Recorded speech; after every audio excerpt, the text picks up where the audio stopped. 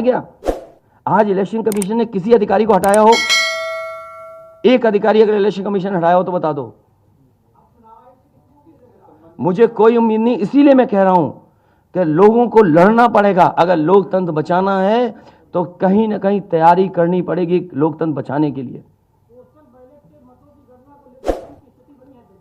जो गाइडलाइन है, आज जो बैलेट पेपर पकड़े गए हैं सोनभद्र में, जो बैलेट पेपर पकड़े गए हैं आपके बरेली में, जिस तरह ईवीएम्स को ले आया जाता है, ये सवाल बड़ा है।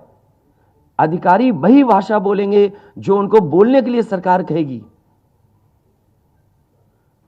वो नहीं चाहते कि ओम प्रकाश राजभर जी, क्या भूल गए? इलेक्शन कमीशन याद नहीं है? ओम प्रकाश राजभर जी नॉमिनेशन के लिए गए, इनको अपमानित नहीं किया गया?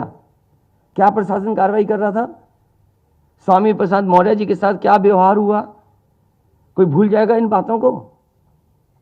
और चुनाव भर में क्या भाषण थे, क्या भाषा का इस्तेमाल था? हर जगह डराने का काम जनता को। ये अलग बात है, कम से कम इलेक्शन कमीशन को देखना चाहिए। खुलेआम जनता देख रही है, आज के ज़माने में लाइव है कि किस तरीके से ईवीएम्स को ले आया जा रहा था। चुनाव आयोग को सबसे पहले जिलाधिकारी बनारस पे कार्रवाई करनी चाहिए कि आखिरकार उसने किसी को कॉन्फिडेंस में क्यों नहीं लिया। अगर मशीनें जा रही थी तो प्रत्याशियों को क्यों नहीं बताया गया? पॉलिटिकल पार्टीज को क्यों नहीं जानकारी दी गई? अगर ये गाइडलाइन में है कि नहीं है इलेक्शन कमीशन के, आप ईवीएम्स को एक जगह से दूसरी जगह मूव करा रहे हैं, आखिरकार इसके लिए जिम्मेदार कौन है?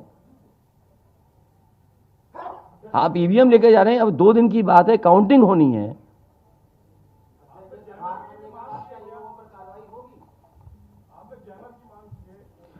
जैमर इसलिए कि कई लोग आशंका इस बात की व्यक्त कर रहे हैं कि हो सकता है कि टेक्नोलॉजी ऐसी हो जहां पर मैनिपुलेशन किया जा सके, इसलिए कहीं ना कहीं देखा जाना चाहिए इस बिंदु को भी। भारतीय जनता पार्टी के नेता लगातार कह रहे हैं कि ओम प्रकाश राजभर हो, स्वामी प्रसाद मौर्य हो, संजय चौहान हो, या ये कहें कि आपके साथ जो लोग आपके चुनाव में आपके साथ आए, आपके साथ चुनाव लड़े, उनको चुनाव नहीं जीतने देंगे, उनको चुनाव किसी भी कीमत पर हम हराएंगे। तो यही तो तरीका, जो लड़ रहे हैं उनके बेटे ही तो लड़ रहे हैं चुनाव, जहां की ईवीएम्स पकड़ी गई हैं। और भविष्यवाणी एग्जिट पोल में कैसे आ सकती है? पॉलिटिकल लीडर्स जो बातें कहें, सत्ता के लोग बैठे हुए, वो एग्जिट पोल में कैसे दिखाई दे रहा है? प्रशासन और सरकार की जो चोरी है, इसमें एग्जिट पोल के टेलीविजन चैनल शामिल है। आपको ये देखना चाहिए, जो एग्जिट पोल कर रहे हैं क्या मुनाफे के लिए कर रहे थे? जो कंपनियां बड़ी बड़ी, सर्वे का पैसा कौन दे रहा है उनको? और जो डेटा दिया है चैनलों को, फ्री दिया गया है कि उपहार में दिया गया है, वो अलग बिंदु है। कोई इतनी बड़ी एक्सरसाइज कर रहा है, उसका फाइनेंशियल बर्डन कौन उठा रहा है?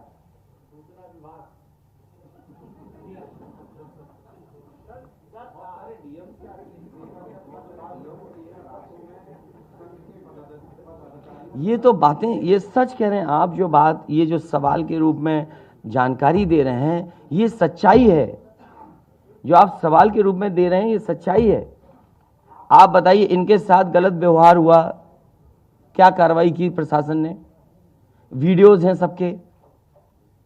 जब ये नॉमिनेशन के लिए गए आप, क्या वीडियो अवेलेबल नहीं है? क्या कार्रवाई हुई उसमें? स्वामी प्रसाद मौर्य जी के ऊपर जो अटैक हुआ, उस पर क्या कार्रवाई हुई? मेरे क्षेत्र में जो प्रत्याशी चुनाव लड़ने आया, तो उसने अपने आप अपनी गाड़ी तोड़ी, अपने आप गाड़ी तोड़ी खुद की, और आरोप लगाए समाजवादियों पर।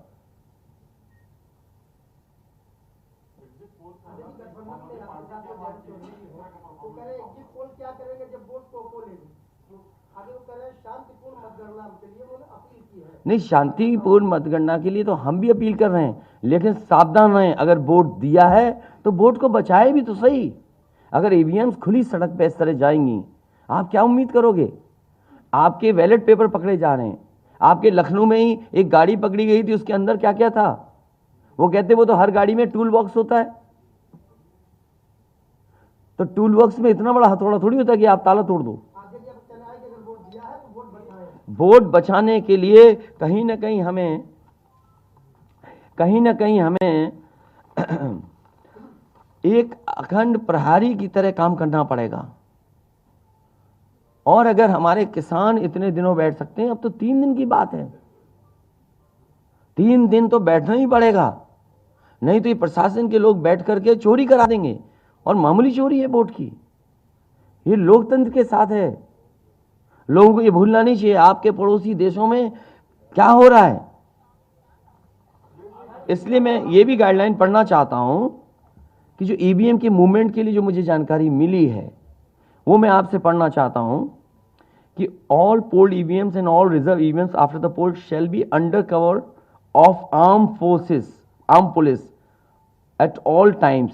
Reserve EVMs should also be returned at the same time when the polled EVMs are returned at the receipt center. Reserve EVMs shall not be kept in the strong room meant for polled EVMs. They shall be kept in another strong room meant for keeping reserve EVMs.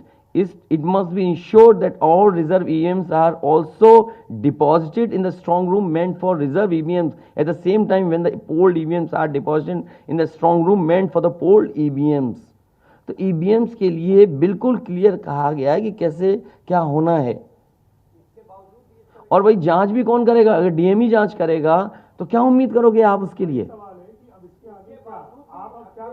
इसके आगे जो political party हम तय करेंगे क्या करना है। अगर हमें कोर्ट का भी सहारा लेना पड़ेगा, लेकिन उससे पहले हम अपने पार्टी के कार्यकर्ता नेताओं और जो हमारे सच्चे पत्रकार, सच्चे पुलिस फोर्स में लोग हैं या वो लोग हैं, उनसे भी मेरी अपील होगी कि कम से कम लोकतंत्र को बचाने के लिए आगे आए। कोर्ट से पहले मैं आप लोगों के माध्यम से अपील करना चाहता हूं, ऐसे तमाम लोग जो लोकतंत्र को बचाना चाहते हैं वो कम से कम आगे आए।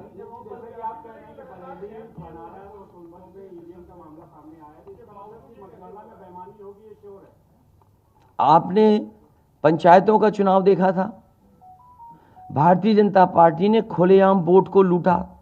जनता को याद है महिलाओं के जो कपड़े फाड़े गए, छीने गए, महाभारत के अलावा अगर किसी ने किया तो वो भारतीय जनता पार्टी ने करके दिखाया। क्या कार्रवाई की गई उस समय बताइए? इलेक्शन जो आपका स्टेट इलेक्शन कमीशन है, शिकायतें हुई, क्या कार्रवाई हुई उनके ऊपर? क्या कार्रवाई हुई पुलिस के ऊपर? क्या कार्रवाई हुई उन लोगों जिन्होंने वोट को छीना?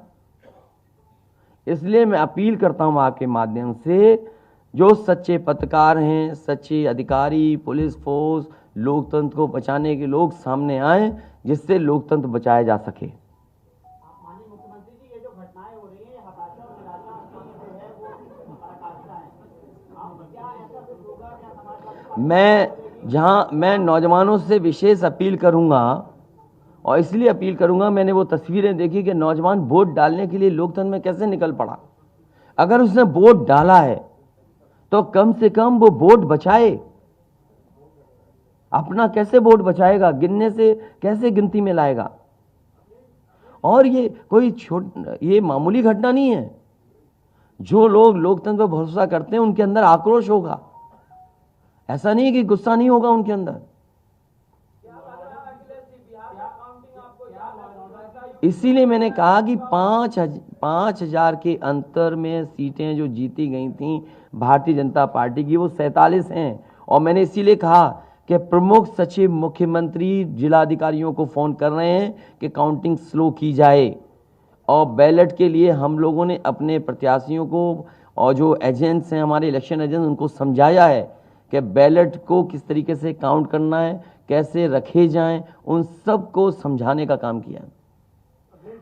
और आप में से जो लोग बनारस गए होंगे वो जानते होंगे कि बनारस साउथ समाजवादी पार्टी जीत रही है, अयोध्या समाजवादी पार्टी जीत रही है। ये घबराहट है बीजेपी को। पवन पांडे जीत रहा है, ये घबराहट है।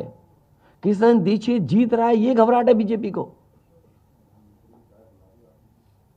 नहीं, वो अलग बात है, पान भी खाया। और भाषा नहीं देखी आपने? क्या प्रवक्ता की बात करते? कौन है ये चीज प्रवक्ता? कोई प्रवक्ता की बात नहीं करेंगे।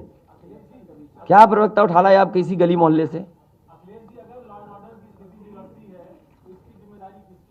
क्या प्रवक्ताओं की बात करते हो आप? इतने सीनियर जर्नलिस्ट बनते हो आप अपने आप को। ये मामला सीरियस है, क्या प्रवक्ता बताएगा? इलेक्शन कमीशन क्यों नहीं बता रहा? ये खुलेआम ईवीएम्स घूम रही हैं। कोई आश्वासन नहीं दिया। हो सकता है हमारी प्रेस के शायद कुछ जागे। ये यूपी के हैं सब, और कहाँ के हैं इलेक्शन कमीशन के लोग? Returning officer